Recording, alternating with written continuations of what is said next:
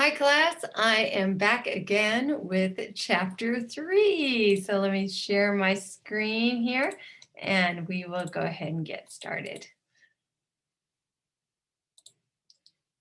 Okay, well, we're going to start chapter 3, which is measures, about measures, and we'll do the following objectives. I want you to be able to describe and be able to give an examples of operational definitions, and then talk a little bit about converging operations.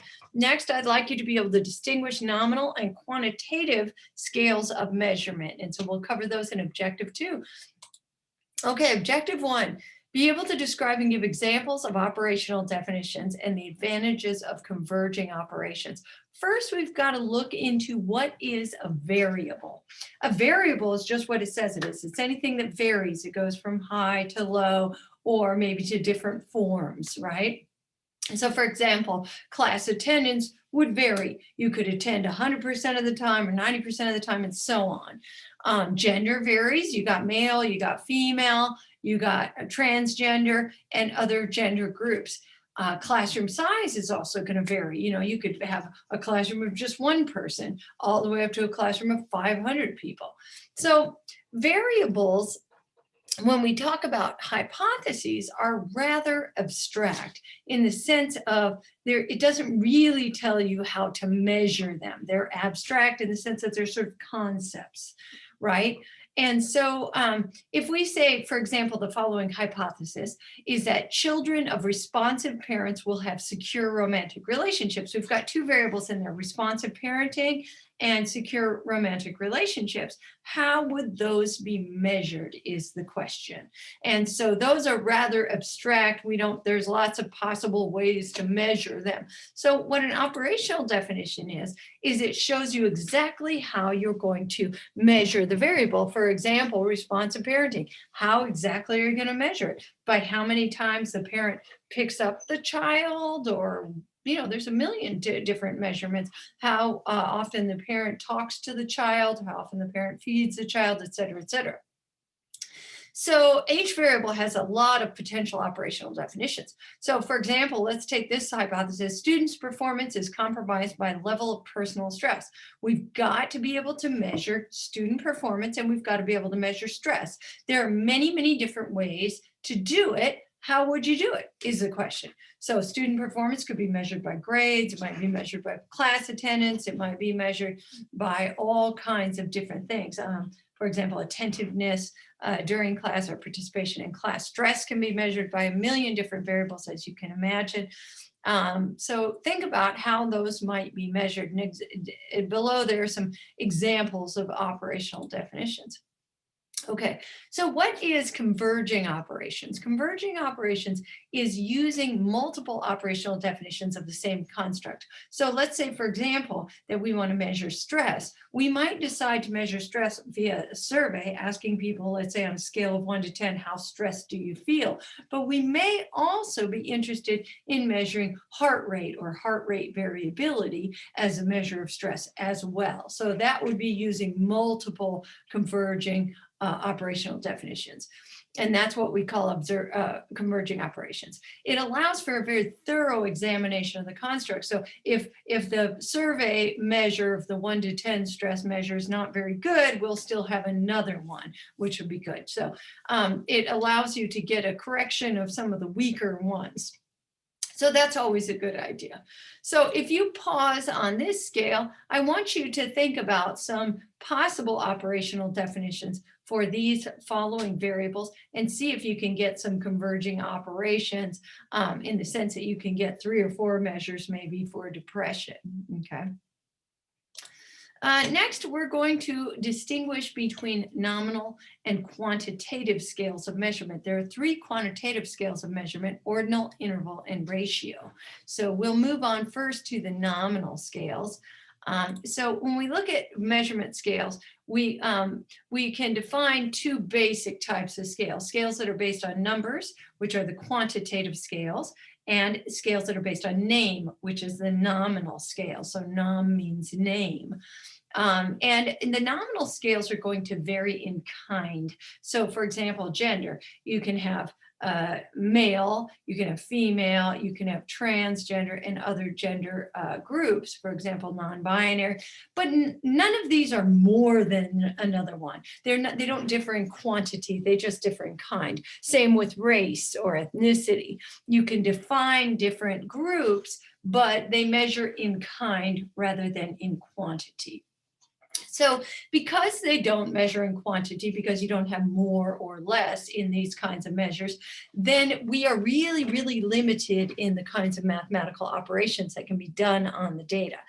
The only thing you can do really is a frequency count. You can say how many males, how many females, how many of other gender groups, but you can't, for example, create a mean of gender or a median or mode or something like that. In contrast, the quantitative scales we're going to be able to do these operational mathematical operations on these scales because they vary in amount. For example, age, you can be, 50 or you can be 30, and that 50 really is more than 30. Weight and test score, all of these are quantitative. There are 3 types of quantitative measures, and I'm going to hit those now. Okay, so the first type is the ordinal scale, and that is when you have a rank order of data. So for example, let's say you measured teacher helpfulness at LU, and the way that you measured it is you said, you had a list of all the teachers and you said rank your top 3 most helpful teachers. And let's say that Dr. King comes up first. Obviously, these are fictional names. Number 2 is Miss Violet, and number 3 is Dr. Brown. Now, we don't know the quantity difference between them. It may be that Dr. King is super, super, super helpful, and Miss Violet and Dr. Brown, not as much, but they're more helpful than the others. But there's a big difference between Dr. King and Miss Violet, where there's a small difference between Miss Violet and Dr. Brown. We don't know. We just simply don't know from this kind of data. They are in order, so therefore they are ordinal. In the interval scale, an interval is a space between. So for example, the interval between classes. This is when the quantity between the levels is equal. For example, in temperature, in Fahrenheit, we have, the quantity between 32 degrees and 33 degrees is the same as the quantity between 75 degrees and 76 degrees. It's 1 degree, and it is the same amount of temperature difference either way. So the thing about the interval scale, and which makes it different from the next scale that we'll talk about, which is called the ratio scale, is that it doesn't have a true 0. So for example, you can have a 0 for Fahrenheit measurement. You can have the temperature is 0 outside, let's say. But that is not a real 0 in the sense that it means an absence of temperature. Temperature doesn't go away. Temperature is just 0. So that is not a real, what we call a true 0. When you have a true 0, then we say that you have a ratio scale, which is the next type of scale we're going to talk about.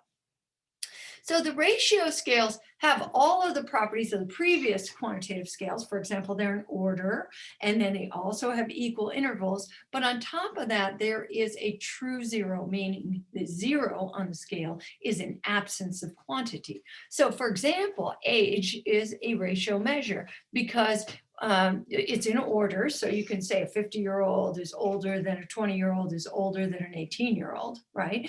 And each one in between the interval of 1 year is always the same, right? And so it has got the properties of also the interval scale. But on top of that, there's a real 0. You can really have an age of 0 means an absence of life, right? Or an absence of age. Okay, number of seconds, number of cars owned, all of those have real zeros. So really the ratio scale is the best of our quantitative scales because you can do all kinds of mathematical operations on it because it has that true 0. So it affords you the greatest sort of flexibility in the kind of math that you can do. So those scales are all arranged from the worst, the ordinal scale is the worst, to the best. The ratio scale is the best in mathematical flexibility. And what you want to do all the time is use the highest scale so you can do so you have the most mathematical flexibility. So it's always best to use the highest scale of measurement. So in this case, what's the best way to measure age? Well, this way of measuring age, number one, is actually a terrible way of measuring age. Number one, if you look at if somebody checks 0 to 10 years, you really don't know how old they are, right? And so while you can put these in order, they are it's not the best way of measuring it, because you're going to have there at best an interval scale. That said, and that's if you have an interval scale, which you don't in this case. All you have is an ordinal scale, because you don't know with this 21 and up. That's a far greater span of years than the 10 years in the previous ones. Number two is a much better way of measuring age. Number two is measured with just that blank where they fill in their age, as a ratio scale. So if you want to measure age, you should do it like number two and not like number one there. So I hope this is helpful, and I will see you in the next video.